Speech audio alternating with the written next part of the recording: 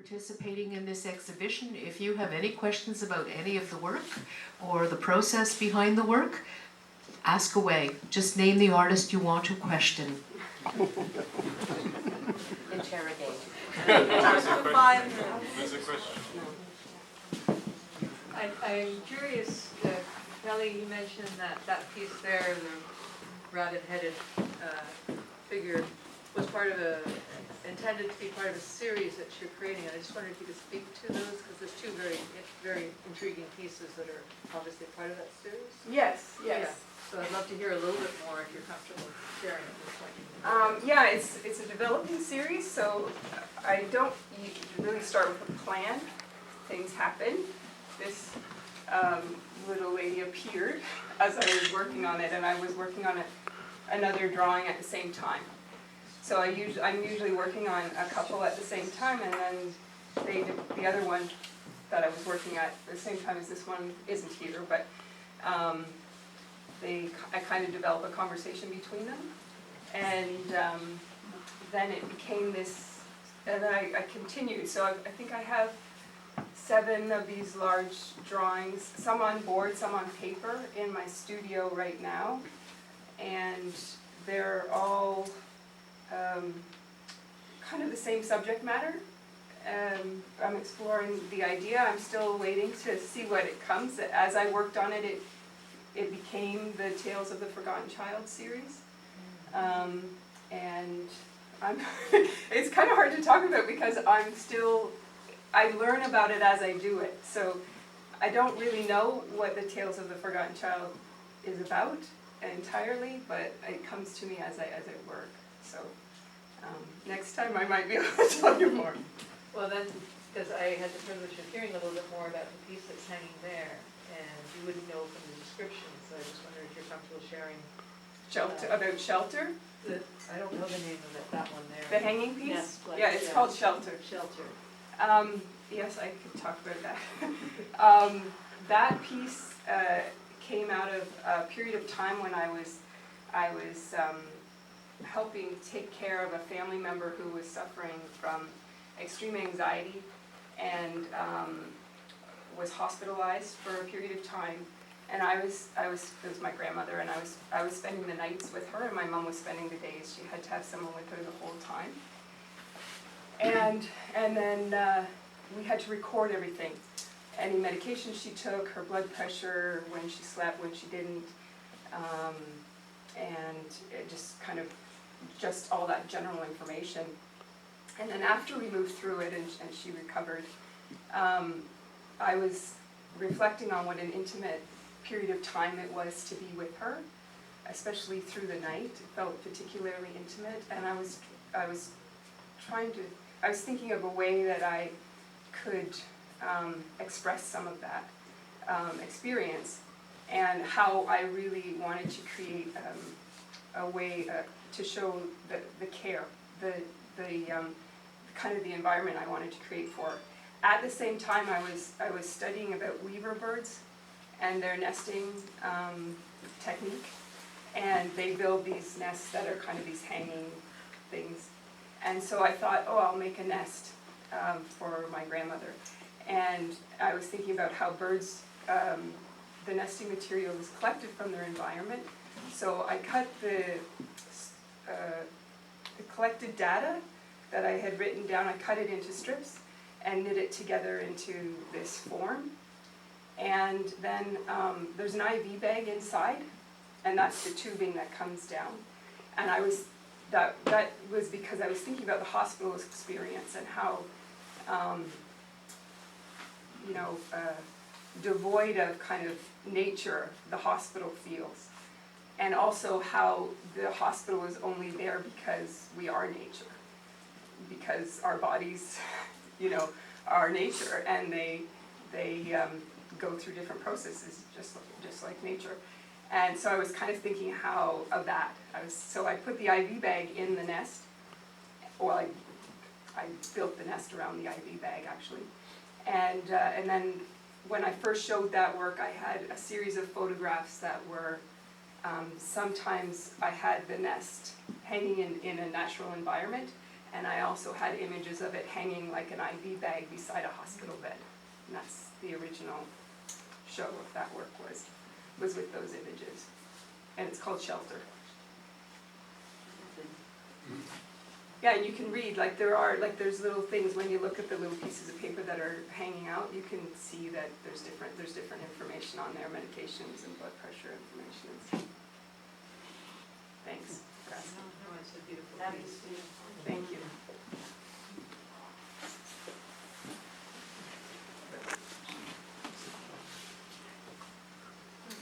Laura, I would ask Molly a question as well, if you're comfortable. I'm not trying to hog the floor, but I'm curious.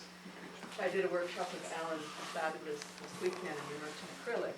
And then I decided, because I had just started a nature journaling course that's offered by All About Birds, sort of get reconnected to the forest when I'm in before winter covers it all. And I tried to do the same drawing in watercolor. Disaster. Not my favorite medium. No, and I don't know a thing. I haven't got to that part of the course, but I got curious because I had never. It was really unusual for non-artists to go into trying to paint, and Alan does a really great, very short time, able to get us to all do a painting that we can be proud to bring home. But I'm noticing you also. I don't know if you work only with, I don't know the different mediums. So I kind of wanted to understand, and I've seen the ones that you have, and I don't know how you do that shiny, wonderful. That's mostly what I've seen, but I'm now seeing much more variety. And I'm just curious, the medium, but also what makes you decide to go to that medium versus, The shine as opposed to not. Are they all acrylic? I'm not even sure if they're all acrylic, but All of my pieces are acrylic, and most of the work that's here is acrylic on a birch panel. And the reason I've started working on the birch panel is because until I finish a painting, I never actually know whether I'm going to be putting that very labor-intensive shiny coating on it. And that is a 2-part epoxy resin, which is very labor-intensive and volatile to work with. There's always a risk. And when you use it on a piece that's on canvas, the weight of the resin itself will cause the canvas to stretch, and the resin will pool and leave you with a lumpy, uneven finish. So there's always the potential of loss.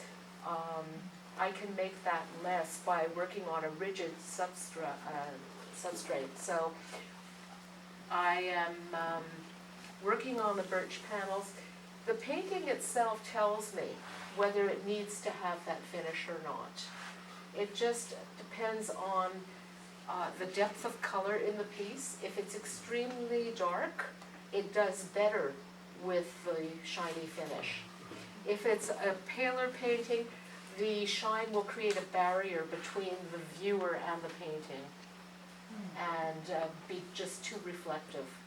So it's just really a question of how I think the painting will benefit, what it will benefit from most, and learning when to step away. Like, stop now.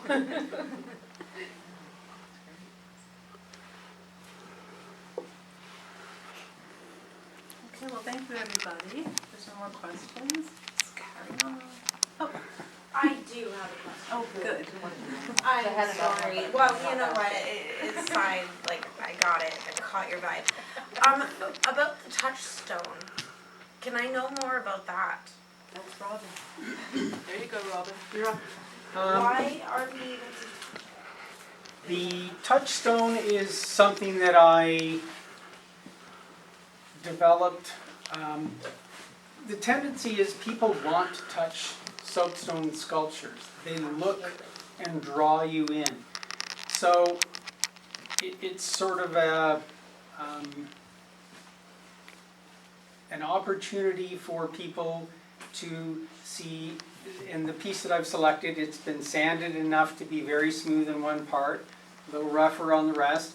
So you have a better idea of what the stone itself is like prior to being fully polished and waxed and then buffed. So it's a good way for people to get their little fix without touching the pieces on display. I love that, thank you so much.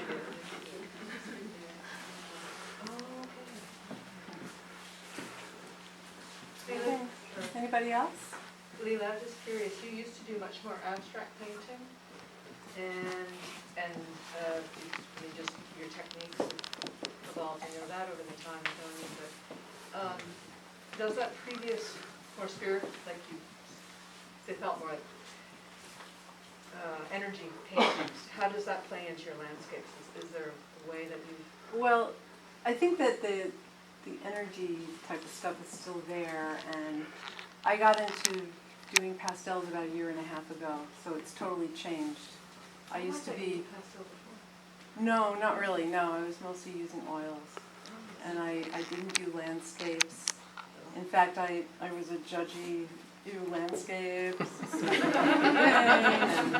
You know, working for I'm sorry, photographs. Happy Dog is the cutest painter. Because I love her so much. But yeah, 1.5 years ago, in the height of the COVID lockdowns, I took a Zoom pastel painting class by this teacher who I had gone to a class with at Halliburton a couple of summers ago. And I don't know, something just clicked. And it's like, I've always used pastels, but I'd never taken it seriously. And now I think I found my medium. And in the beginning of the class, I was like, oh, we're working from photographs. Okay, just when in Rome, you know, this is what I'm taking this class for. And something happened. And I love light, the way the sun illuminates our world, and water. I'm in my kayak a lot in summers, and I'm always like just in awe, and studying the water and studying the way light shines on everything. And so that's coming out of my work now. But I do think at some point I'm going to go start including more of the dreamy, dreamscape work that I used to do. In fact, I think I might try to look at some of my old paintings and render it in pastel and see what happens. So, but for now, for the last while, I've been learning how to use this medium and how, you build up on, it's so many layers of color. It's really amazing, and it's amazing how forgiving it is. If you don't like something, you just lift it off with one of those kneaded erasers and go back into it. So I'm having so much fun. I'm just loving it. So thank you for asking. Yeah, no, it's been wonderful to watch your process, the progress process, everything. Well, I'm going to continue evolving it. I want to know the name of the teacher too. Margaret Ferraro, but your email address if you're interested, or website. Okay, well, thank you everybody. Thank you, Marcel. Thank you for being here.